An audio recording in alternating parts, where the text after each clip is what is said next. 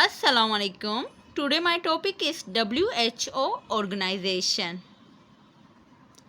World health organization, इसे हम उर्दू में आलमी अदारा सेहत कहते हैं।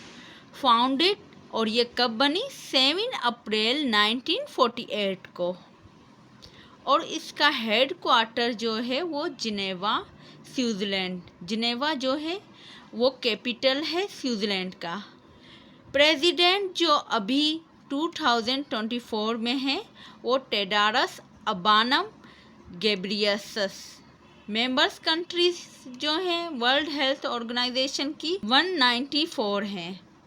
ऑफिशियल लैंग्वेज जो है वो Arabic, Chinese, English, French, Russian, Spanish.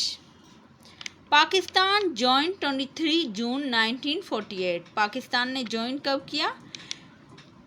23 June 1948 को। ओल्ड नेम जो है वर्ल्ड हेल्थ ऑर्गेनाइजेशन का ओल्ड नेम है OIHP, office international de hygiene public. Purpose by promote health, keep the world safe and serve the vulnerable. सेहत के फ़रोग़ दुनिया को महफूज रखता है और कमज़ोर की खिदमत करता है।